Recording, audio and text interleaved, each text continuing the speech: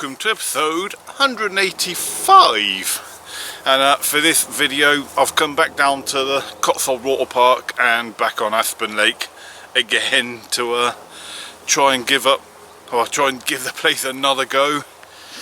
So and I've probably set myself an even harder challenge than I have on my past sessions here by picking this particular swim. I'll go into a bit more about sort of the area of the lake and the swim I've picked later on in the video, but it's either going to be really good or really hard. It's going to go this pool. There's probably no in between. Right. I've only just dropped my kit off, so I've got everything to do yet, and I mean everything. Tie rigs, bait up, even get the kit out of the bag. Nothing's done yet. Right, anyway, so I'm not going to catch anything waffling to you guys, that's for sure. So I need to crack on, and so I've got something to show you. Let's go fishing.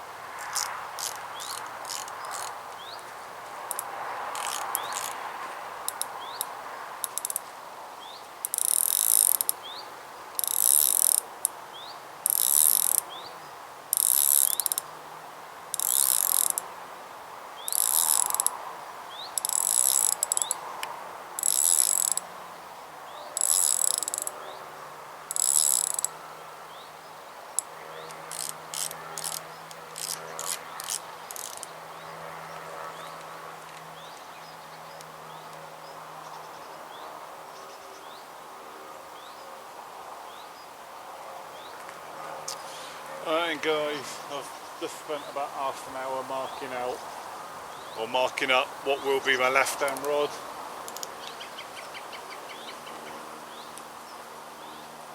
I'm aiming towards a little corner of this pool I'm in, and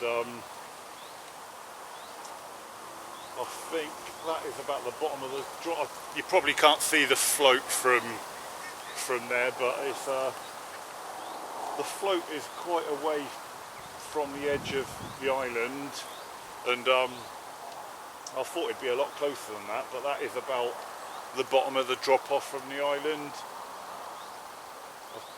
Yeah, I must admit, I thought that was going to be a lot closer to the island to get the bottom of the drop off, because my plan was to go around the outside and bait up from the outside, but I don't think I'm going to reach there by just spooning it in from the outside. So yeah, so that's the bottom of the drop off. Like I said, I'm aiming towards the corner. It's a little sheltered part of this pool I'm in. So let's wind that back down to the float.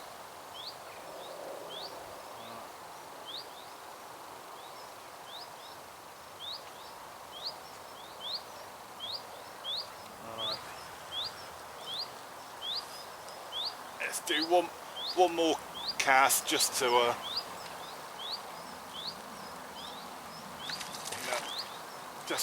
reinforce in my mind that is the right spot. I've got no weeds. It feels quite of a solid drop.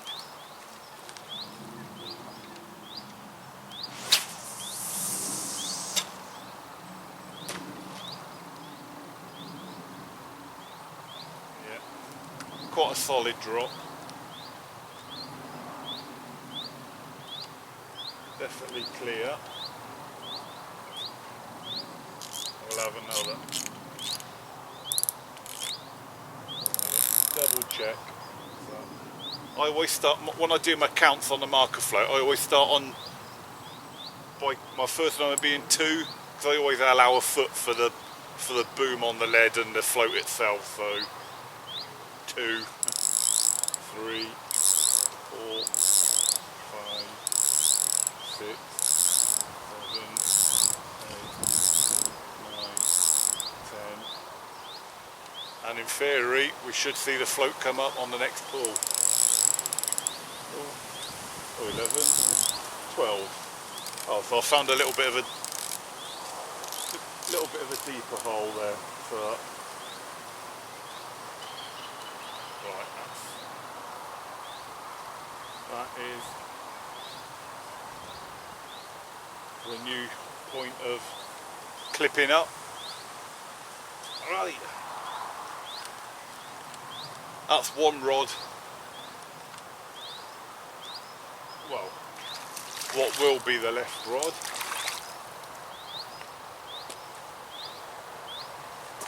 Now I just need to put this on the distance sticks and see how far it actually is. Then I can concentrate on finding the spot for rod number 2. 11 wraps. Right, we'll have a go at finding a spot for rod number 2. That will be the middle rod. Right, we'll use 11 wraps as well as the starting distance, just to see where we go from there.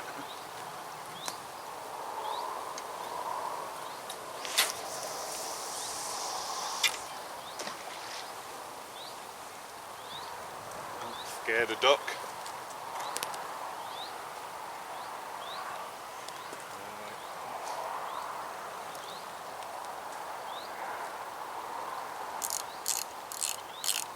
At the moment I think this is still going to be too close.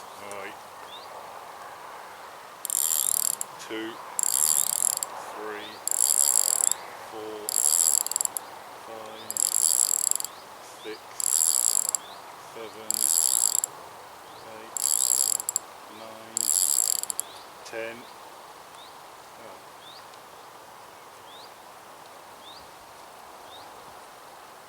That's 10 foot.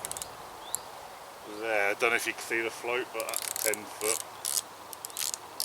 We'll try going a bit closer to the island and just see if I can get a bit closer. While I was getting all my rods at my rod bag as well earlier on, guys, a fish boshed out at this point where I'm marking up now.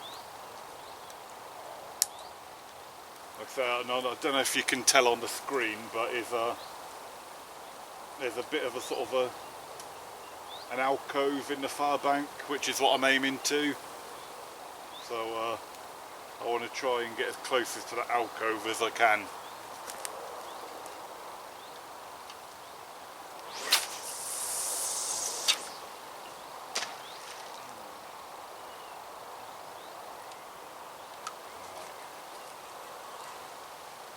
Right. Just for reference purposes, we'll see how deep that is where that landed. 2, 3, 4, 5,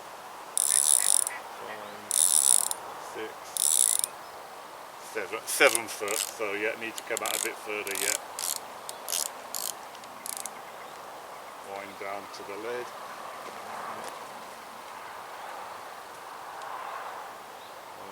That's roughly a rod length pulled back.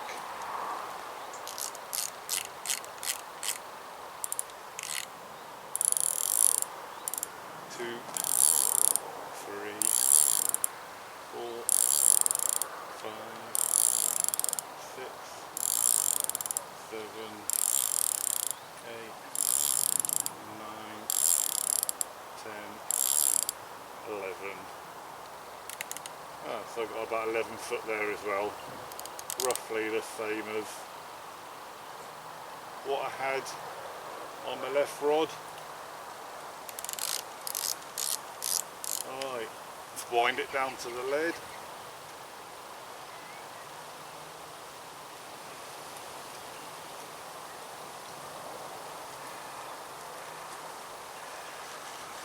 And let's see what the range is on that one.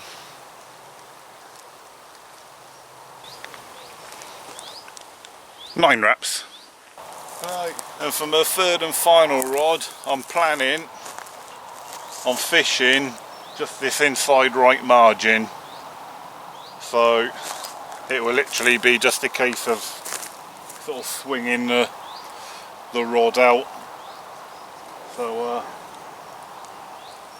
yeah, I'm just gonna, I'll still mark up so I can see where the drop off of the margin is, and then yeah, and the inside margin will be my right hand rod. So 3 different areas to hedge my bets, and then you know, well, see how it goes.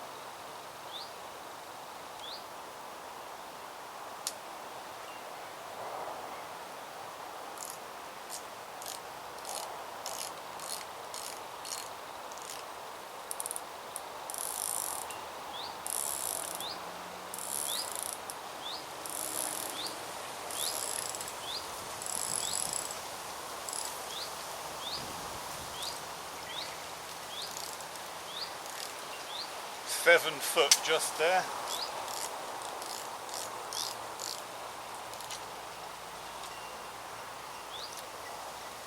Alright, we'll try swinging it out a little bit further just to see if it is any much deeper further out.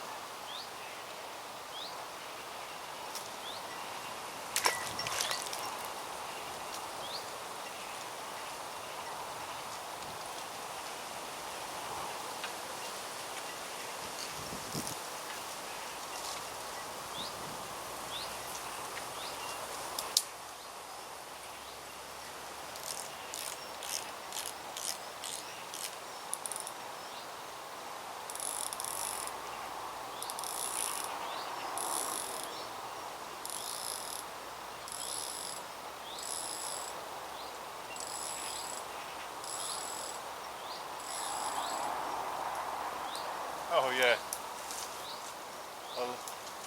10 foot, so about an extra, I'd probably say 3/4 of a rod length. So that is roughly going to be where my right hand rod will be.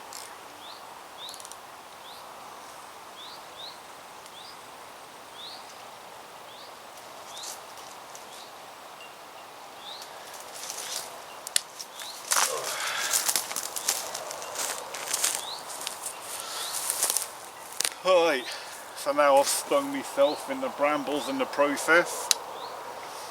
What I'm going to do is put me float back out on the middle rod area, because I might be able to bait up from the far margin for the middle rod.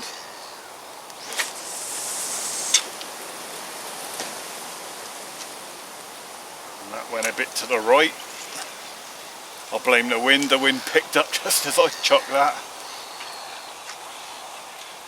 I haven't really only got any pointy trees on the far bank margin to aim at if I've got a recast to that spot as well, so I think it would just be a case of having to stand next to me rods and just cast out in a dead straight line, which will get me roughly, I think, to where I need to be.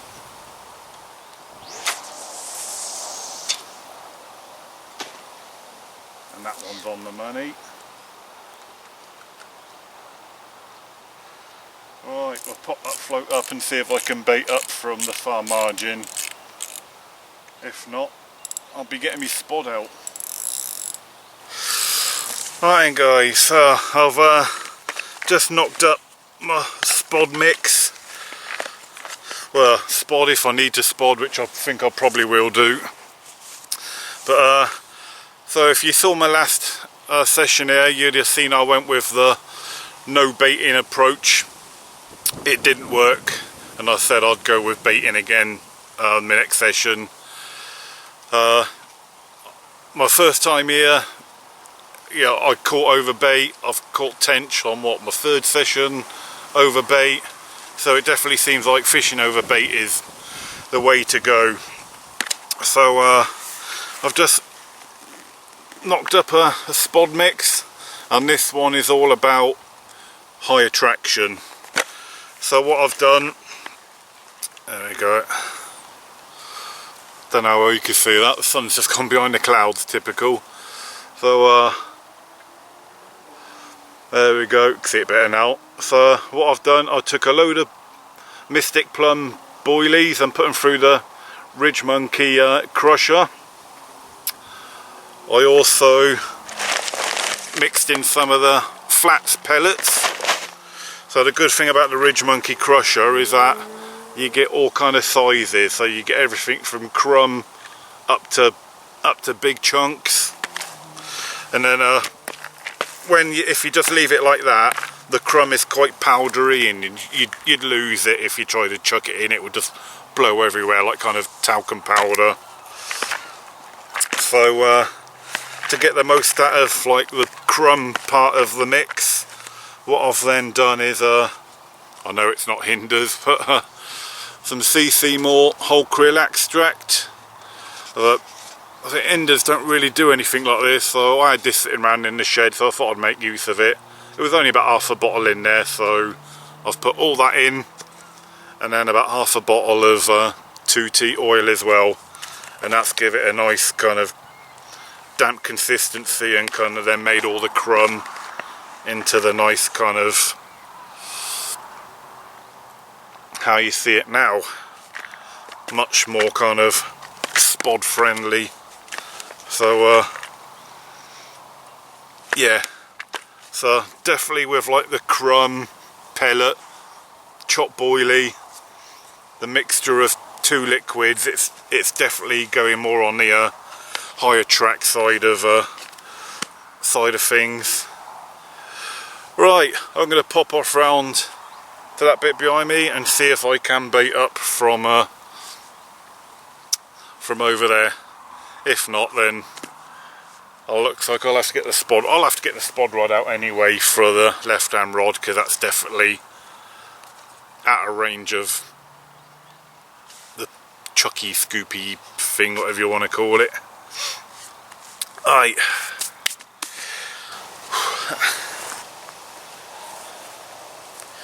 Right, it is going to have to be the spod. From this angle it looked like the marker float was a lot closer to the far bank than what it was. Once I actually got round there, and you then can see from that angle, it was it's probably about 3 rod lengths from the bank, 2 rod length, 2.5, 3 rod lengths from the bank. Yeah, I'd scoop and some of it would land there, but then it would leave a trail all the way from the bank to the float, and I don't want that. I want it concentrated on the spot I want to be fishing. So spot it is. Right, we'll bait up the inside margin rod first, because that's obviously the easiest one, with it only being a underarm swing out.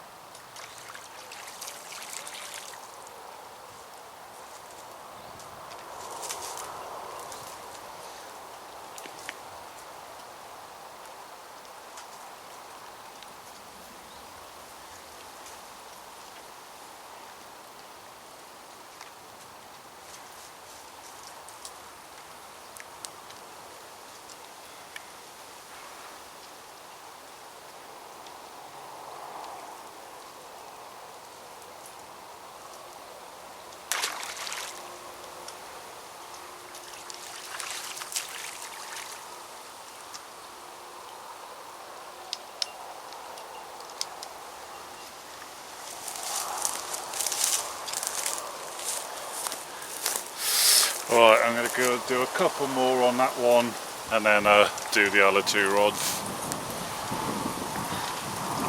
Lots of brambles hanging down from the tree, so I might see if I can clear them somehow later on. Right, middle rod now, which will actually probably be a bit easier because them brambles hanging down from that marginal tree was making even that little underarm swing a bit awkward.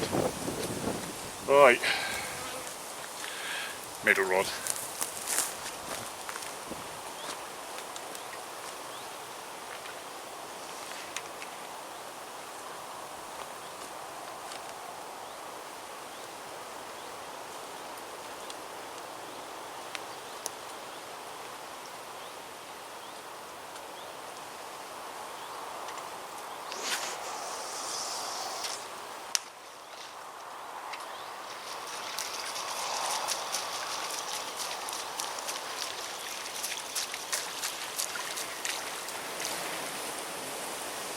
That one actually landed to the right of the float because the wind took it, that's my excuse.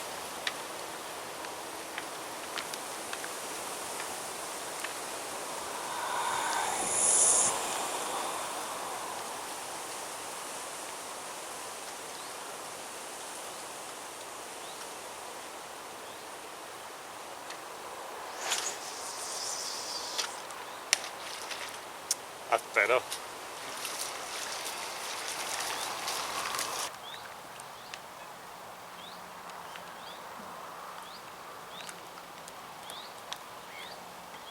Oh, and now the left hand rod.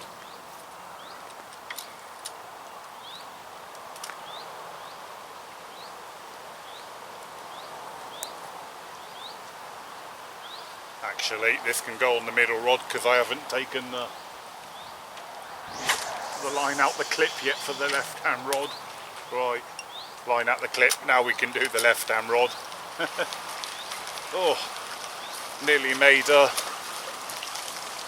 schoolboy error then.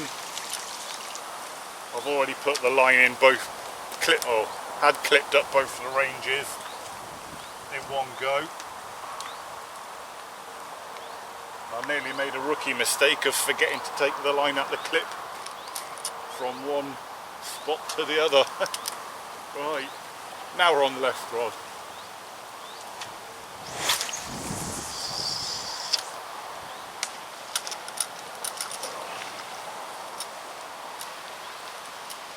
Went a little bit to the right again. Bit of a crosswind, so first one's always just to get your eye in, just to account for the wind. If you believe that, guys.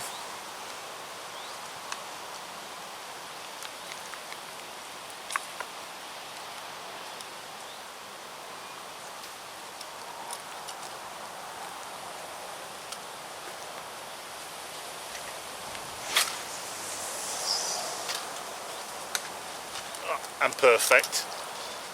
See, once my brain had programmed itself to account for the direction and strength of the wind, we're on the money.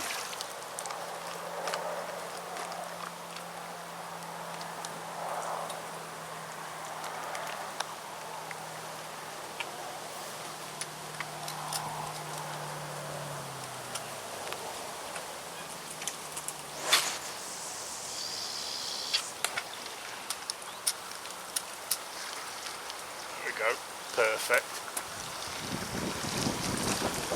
And the good thing about having a bit of oil in your mix, need a nice flat spot on the water to aim at. Right, I'm going to put a few more in on that rod, and then I need to crack on and tie some rigs actually, because I haven't even done that yet. And it's actually evening time now as well, guys, because I was on late shift at work today, so I didn't get out of work till 4 o'clock, so sort of 20 past 4, half past 4 by the time I got another half hour on top of that to unload the van and take the van back to the car park. So I think we're actually coming up to about sort of 7, or it might even just go on 7 now. So right guys, hook lengths are tied. So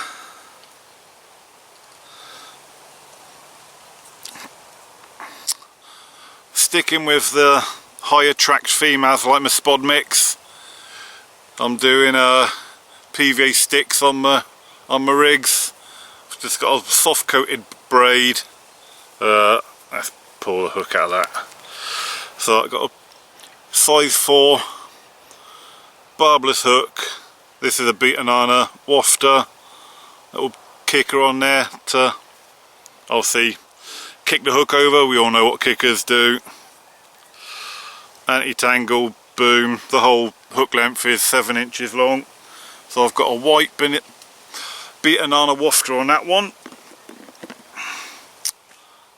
Yellow Beta Nana wafter on that one. And then something I haven't done for a long time, snowman rig.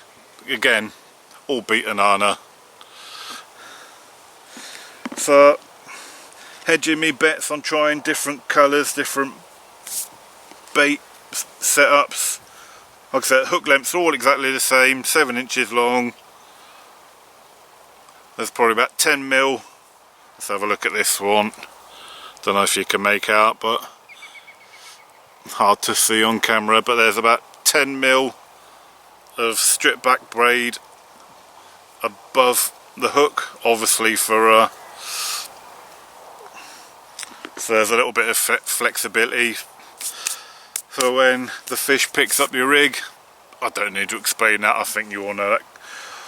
Why we strip the coating off a braid by now.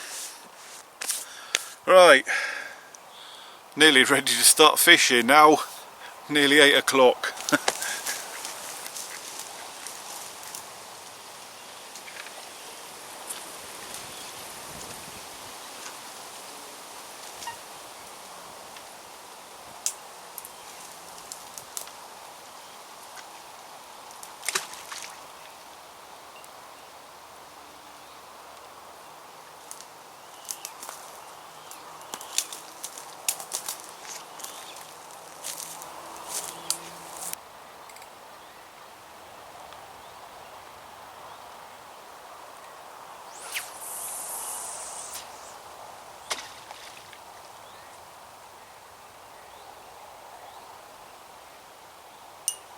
There we go.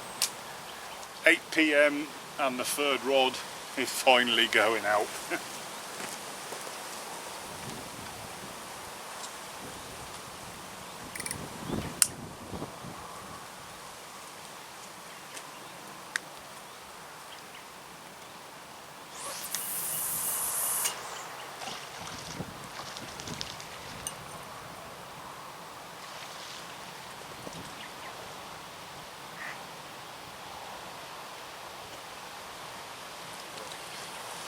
Easy to sink your line here because the margins are so deep. You can put half the rod length underwater to sink the line.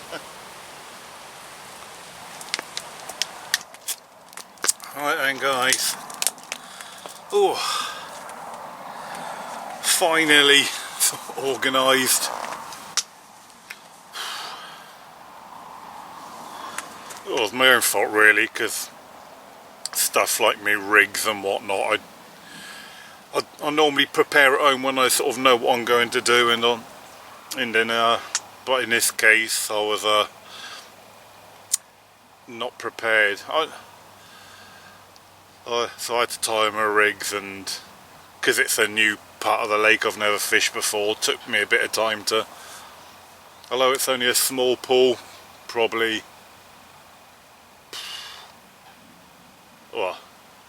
only about half an acre, this little pool I'm in, but I still had to go through the process of putting the marker rod out and finding the areas I wanted to fish, making sure the spots were clear, getting the bottom of the drop off. That all took a bit of time. So but yeah, we're fishing. we're organised, we're now tidy, so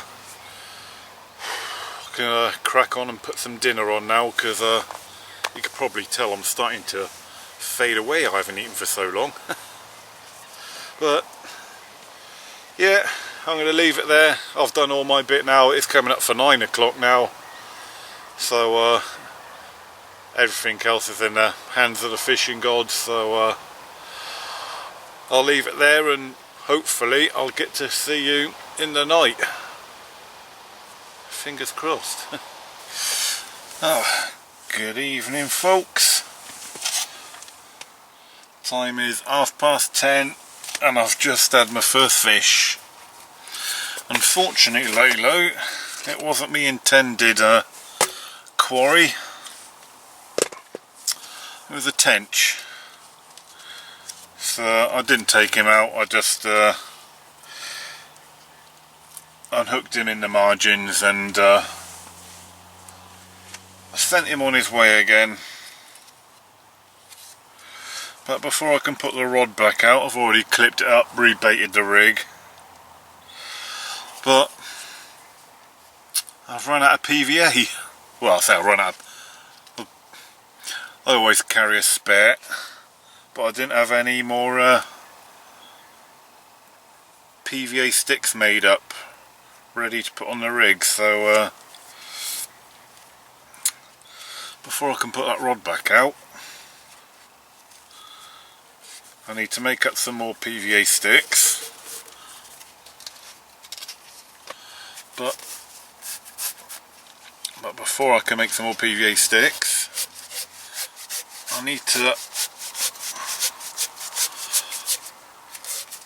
refill my tube with PVA mesh.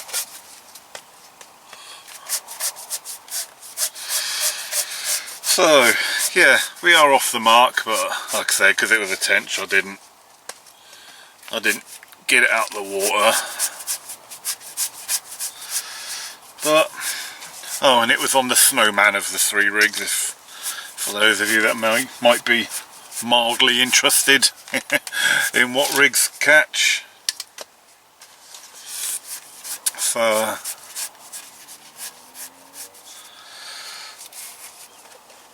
So yeah, it's a start, but right, now I've refrit. God, mozzies everywhere. I'll tell you what, even before I put these lights on, I think that all the lake's entire mozzie community has just decided to use my brolly as its new base. I ain't joking, I think every square inch a mozzie has parked its arse on it. I'm definitely going to get a few bites this session. Might not necessarily be from the carp. Morning. Well, night. And I've just had tench number 2, 3:30 in the morning. Right hand rod and the little to my right hand side margin. So that's 2 bites off a tench and about 35 bites off of mozzies. I'm getting absolutely bit to hell by the mozzies. Don't know if you can read. God. By the morning I'm going to look like Quasimodo. Good morning, guys. And no carp, unfortunately, after that second tench. Nothing more was biting.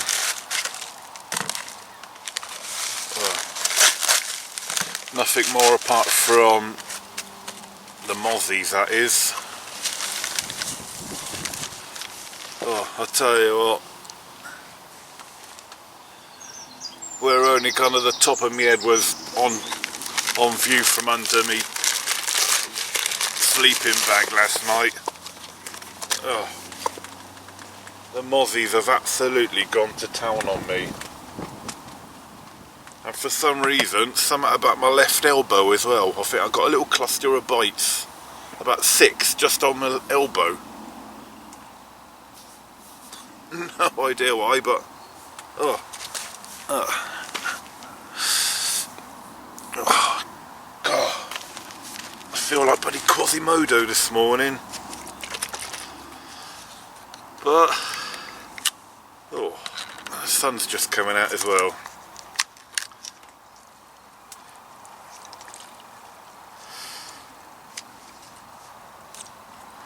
But, hey ho, it's a new day.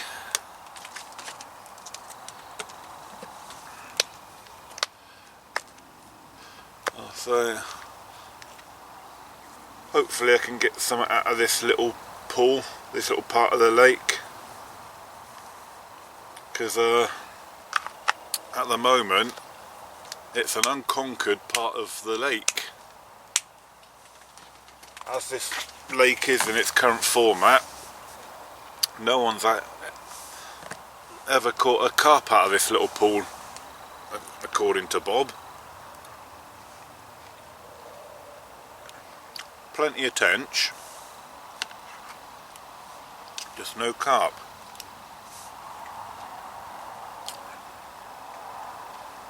So whoever gets the first carp out of this little pool, there'll be some bragging rights involved there.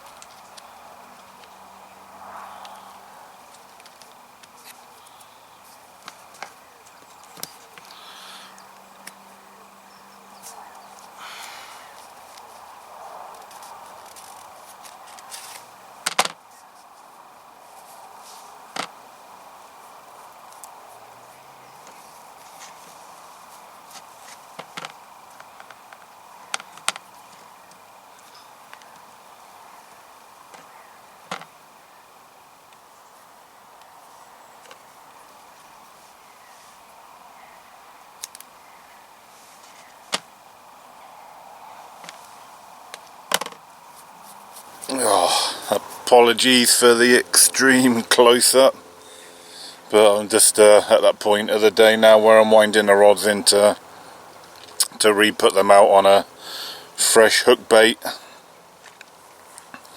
But this rig, well, it's a new rig actually, I've just had to tie. The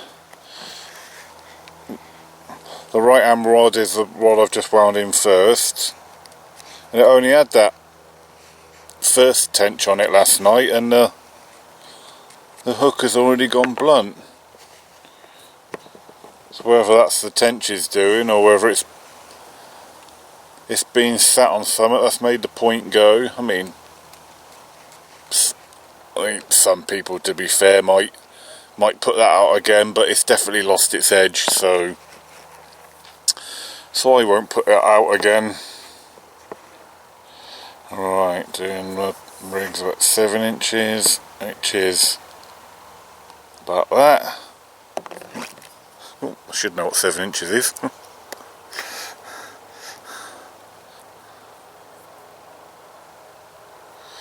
Figure of 8 loop knot in the other end.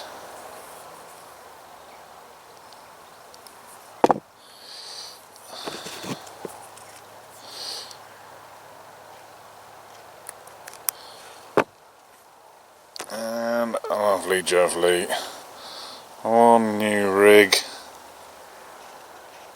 sharp hook, beaten on a wafter, all ready to go.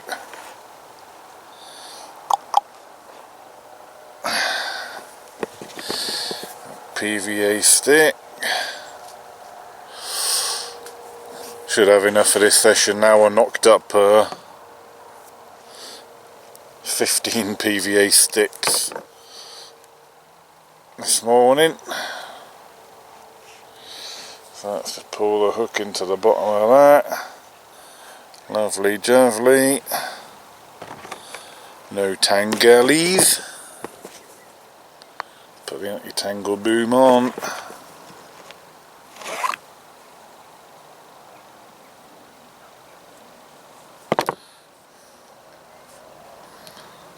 sorted. That can now clip on quick change swivel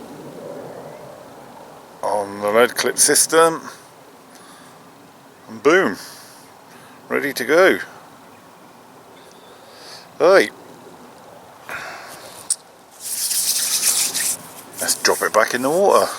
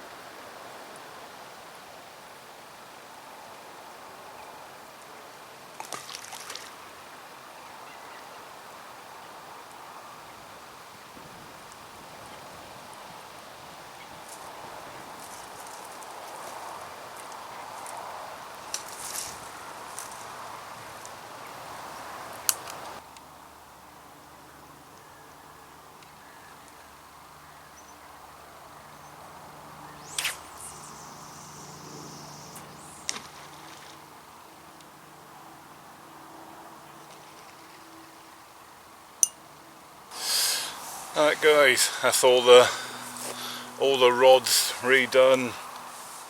I didn't show the third rod going out because you don't need to see all the rods going out all the time, but yeah, that's it. They're all on fresh hook baits, all with fresh sticks for that, you know, added attraction into your little micro area. So I'll sit and wait a couple of hours then, and then in a couple of hours time I'll put out some more of that spod mix. Obviously I've had 2 tench up to now, so I know there's been some fish snaffling up the bait I've put out, so and it won't hurt to refresh the spots with added attraction, and that comes with more bait going out anyway, so but yeah, that's a couple of hours away yet. It's time to just sit and chill now for a while. Alright guys, so it's that time of day where I'm going to put some more bait out again now. Although I've not had any carp yet, I have had tench, so I'm pretty sure some of the bait, if not all of it, has been snapped up by the tench. Obviously a lot of that mix I showed you yesterday is crumb. The little fish would have whittled that away in no time. Still getting bitten by the mozzies. So yeah, sort of mid-afternoon now, 3:30, so gonna put some more bait in. Gonna start off with the left rod because we're still clipped up at 11 wraps for that rod, so obviously that's the easiest rod to do first. And then yeah, hopefully a bit more bait, a little bit more smell and attraction in the water might get something going tonight. Probably in another hour or so I'm probably going to wind my rods in because it's a chippy night tonight. But let's work some hunger up first and get this bait out.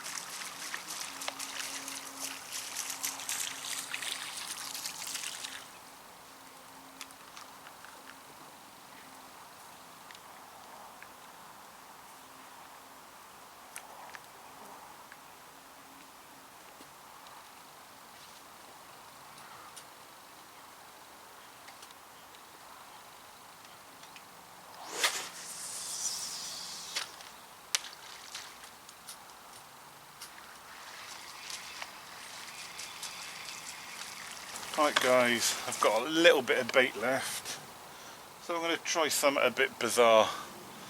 It might not work, it probably won't work, but I've come back to the channel that divides my bit of the pool off from the main lake, and I'm going to try and put a bit of a scent trail through this channel, so if there are any fish holding up in the main part of the water just the other side of the camera, I'm going to try and entice them into my side of the pool.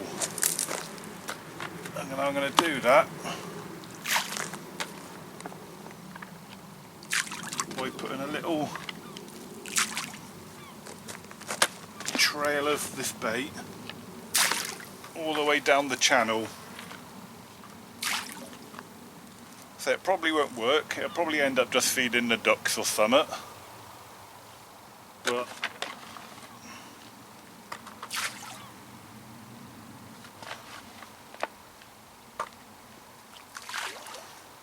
I don't know, a little bit of scent trail through the channel might help. You never know. Oh, and right on cue, here's some ducks now to come and pick up the bait, but it's worth a shot. Well, it's Saturday night. There's only one thing for it when you're in the Cotswold waterpark area, and that's fish and chips from the South Surney Chippy.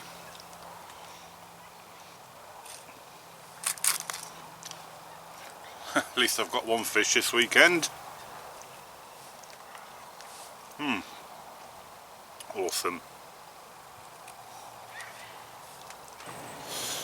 Oh, good evening guys and girls. So the rods have probably been wound in a couple of hours now since I went to the chip shop, and after I had me fish and chips and mushy peas, I went and had a bit of a mooch around the lake just to see if anything else was happening, just to make sure, you know, I'm not missing anything just by being in this little part of the lake that I'm on. And at the moment there's only one other guy, Dean, on at the moment on the far bank, third swim from the end, so 2 swims along from my favourite swim, and he's in the same situation as me. He's caught nothing and seen nothing, so for whatever reason this weekend just don't seem to be happening. I mean, last weekend on Facebook I was watching the catch reports coming in thick and fast from this place while I was fishing Hartleton Lake with Sean and Jenny. I was like, oh, that's typical. The weekend I don't fish Aspen Lake, everyone seems to be bagging up. And then when I'm back on, it's gone dead again. So oh dear, bait stops get hard work when you get older, guys, I tell you. Get in that bloody hole, you little so-and-so. There we go.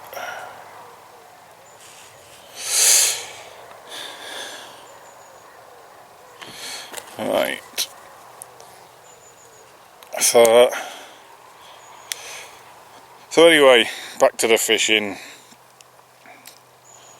So when these rigs go out, unless any carpy action does come along, these will be my last casts of this session, because tomorrow morning I want to pack up and be off as soon as I can. Not mega early, but sort of I want to be off by 10, 11 o'clock, because tomorrow is the British Grand Prix from Silverstone. And for those of you that know, I love me Grand Prix. And for that one, I want to be home and watch it on the the big telly. Right, 3 lots of lovely goodness all ready to go out. Just got to clip the rods up, well, 2 of them anyway, and then get them back out on the spots. Second rod to go out. I've already done the right hand margin rod, or as margin as it is, having to swing it out to the end of the drop off.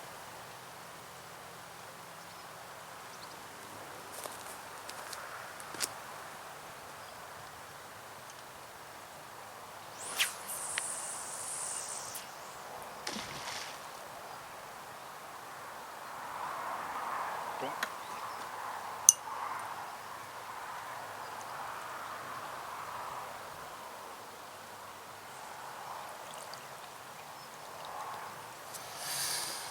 Oh. I'll be keeping these crossed, my legs crossed, arms crossed, everything crossed for a bite tonight.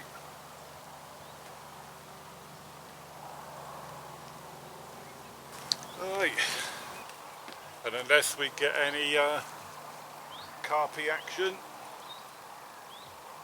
potentially the last cast of the session.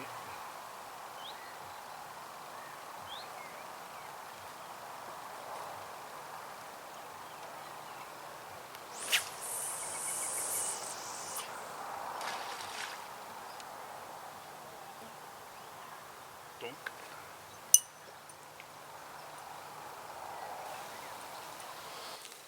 Well, good morning guys, and obviously with the lack of nighttime footage, nothing has happened, not even the tench plagued me last night. So that's another session chalked off. Obviously I'm still fishing at the moment, but I'm going to be calling it a day very soon, because it's the British Grand Prix today and I want to get home and watch it on a proper telly for the British one.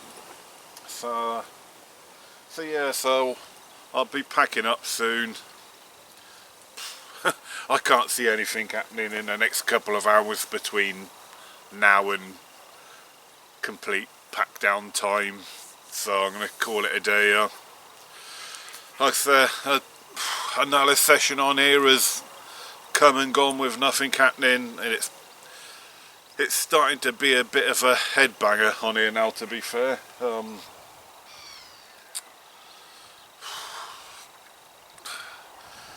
You know, I don't like putting out all these blank blogs, if I'm honest with you, but I do, because it's a true representation of what carp fishing is about, especially on a hard, low stock lake like this. So, you know, I don't like putting out the blanks, but I do, because I like to be true to myself and true to you guys, to show you how it is. And that's how it is. On hard lakes, you'd blank a lot. But anyway, yeah, I'm going to have some breakfast and then that'll be it, I'm afraid. So next week I'm planning on a visit to Farlow's. I haven't been to Farlow's since sort of Christmas, New Year time, so I'm on early shift Friday, so that means I can get out of work early and hopefully get down there before the rush starts. As you're watching this, I'm probably already there. Right. Unless anything happens in the next 2 hours, then that's it, guys. Thank you for sitting through these blanks, for sitting through real carp fishing. Hopefully Farlow's will be more productive. See you next time, guys.